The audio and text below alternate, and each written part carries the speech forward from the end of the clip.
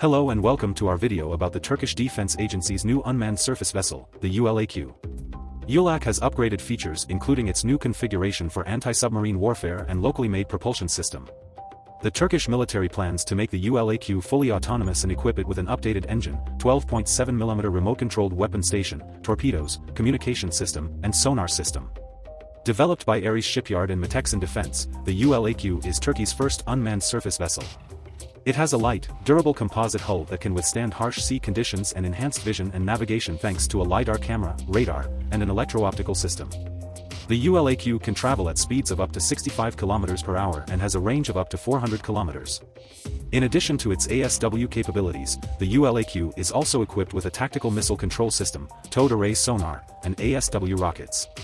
Overall, the Turkish Defense Agency's ULAQ is a highly advanced unmanned surface vessel that is sure to make a big impact in the world of naval defense. Thank you for watching, and be sure to stay tuned for more updates on the ULAQ and other military technology.